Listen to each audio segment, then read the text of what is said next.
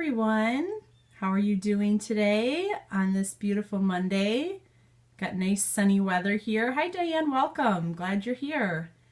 This is Katie M. Reed. Hey Lauren from katiemreed.com. This is your Monday message. I'm going to switch around here. Okay. I am hi Audie, welcome. I'm in Darling Daughter's room and she wanted to make sure, hey Amy, that the One Direction poster was in it, and then here's our poster we made when we went to the Taylor Swift concert.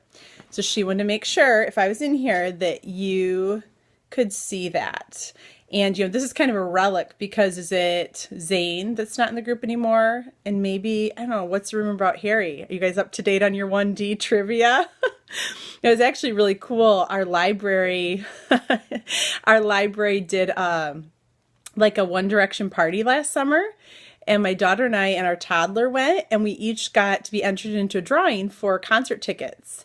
And my daughter won. So we won 4 concert tickets to One Direction concert. Like, I think it was the next day or 2 days later was the concert. So we took our 2 teenage friends that live near Detroit, and it was so fun. And we were like way up kind of in the nosebleed section of Ford Field, and it was their second night. They had done like added one because the first one was sold out, so this one wasn't sold out. And so this guy said, hey, we're closing down these higher sections because we're not sold out, so you guys can move down to like balcony 1.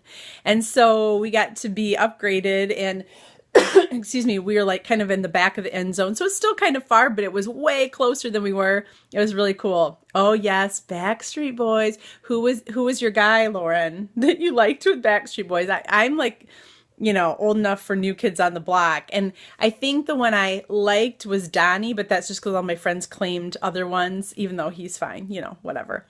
So anyways, this is awesome. My brother is a huge Backstreet Boys fan. In fact, at our wedding reception, he did, I think it was Larger Than Life. He like did the moves, like the choreographed moves for it, and he took down the house. It was awesome. Lance and Brian were your faves. Awesome.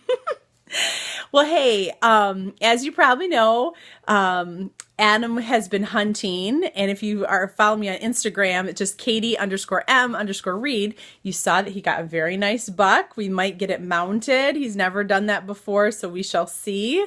Any of you have hunters in your family?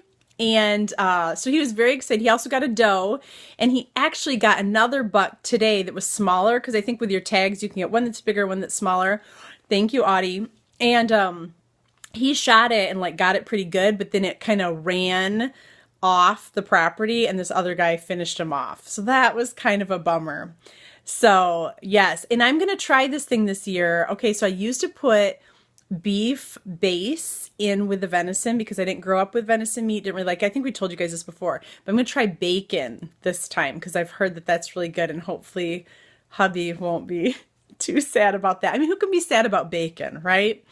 So anyway, so he's been gone, and he gets back tonight, and I'm so excited to see him, but I was thinking, he's going to smell really bad because he hasn't showered since Friday, and his beard's going to be really scruffy and all that stuff, but I'm still excited to see him, but even more so after he gets a shower. So anyways, he's been gone, and so I had some downtime, which is always fun, and I get a little like nervous at night sometimes when he's gone, but I draw the curtains and whatnot. But my friends on Twitter have been talking about the series Call the Midwife. Have any of you watched it? Well, I watched all of season 1, like in the past 3 days, stayed up way too late, but it's pretty good. There's some diciness to it, but anyway, are you saying, Amy, that you've watched it? Because it's really good, but I don't really think hubby would like it so much. So, anyway, I got it from the library for free, and I think they have season 2, so I'm kind of like, we're not going to town today, but, I bet, because you were going to be a labor and delivery nurse, so anyway, and yeah, like the actors are like legit pretending they're in labor. I mean, I've been there, and what they're doing is what you do in labor. Anyway, the whole point of this is sometimes we need to shift gears to get to the heart of the matter. And, I could have written a bunch of stuff this weekend, and I was kind of looking forward to that. But I just kind of felt that sense of, you know what, I have not really watched a movie or TV in a really long time. And I just needed to relax in a different way than normal. Because writing is fairly relaxing to me, except when I have a deadline or I'm getting paid for something. That can be a little crazy. But anyway, do you ever just do something different or do something you like to do, and then all of a sudden you feel like it kind of unlocks something in your brain? Yes, filling your tank for sure. Well, what happened with me is, as I'm watching this, I can be kind of a melancholy person. So as I'm watching Call the Midwife, I mean, there are times I'm just sobbing, like different issues, that came up.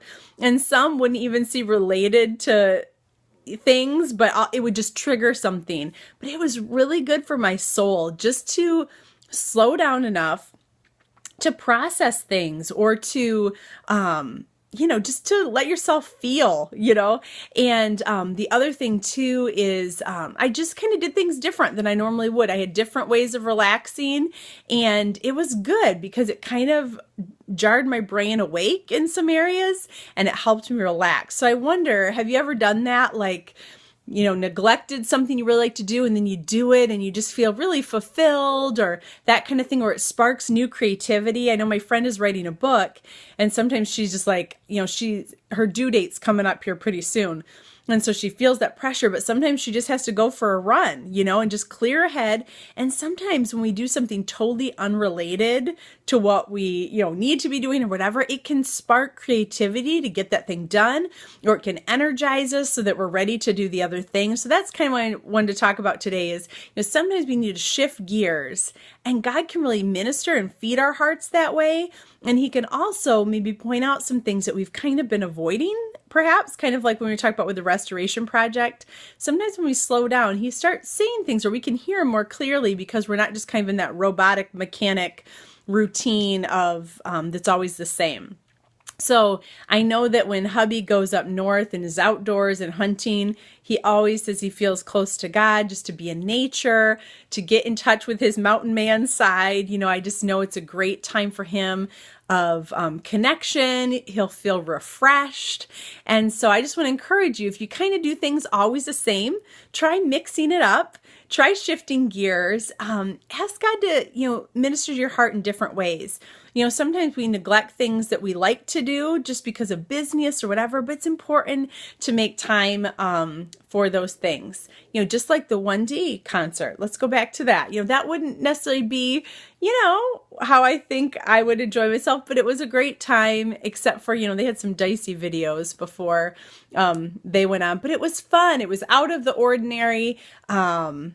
And so it's good to challenge ourselves that way, so we don't become stagnant. Because, as I was watching Call the Midwife, she's living out her dream of being a midwife in this rough area of town. And I don't know if that part was her dream, but that's what she's doing. And she's not wasting her time, and I was thinking that today, man, with stuff going on in our world, like, I don't want to have regrets. I was getting kind of emotional, like, with the kids too, of like, they are growing up so fast. Like, daughter's 11 and a half. So what? I have like 7 more years that she's at home. It's like we have less time now than we had before. And I was just like, man, I want to invest better. I want to have, more intentional conversations and that kind of thing. And I'm really bad at sweating the small stuff, like some of my kids right now, their rooms are it's bad right now. And so it's just like, okay, we do need to clean that up. Didn't I just talk about this a little while ago? Okay, it's bad again, right? But I want to try to be kind about it. And I wasn't doing a very good job today, but what really matters? Yes, they need to learn to clean their room, but are they remember a mom that was just like a tyrant, or one that was tender and also firm, And so anyways, those are just some rambling thoughts today for this Monday message. I hope that you have a great week. Hubby and I will be back here Wednesday evening at 7:00 Eastern time for Stop Hammock Time, which is actually #Fireside Chats this winter. And I hope that you're all doing great, and that you might have some time this week to shift gears, even if it's for 20 minutes or so, and just let your heart be filled in a different way than normal. Thank you, Lauren. Happy Monday to you too. I will talk to you guys later. And I'll give you one last shot for Darling Daughter. There you go. Midnight Memories. Talk to you later.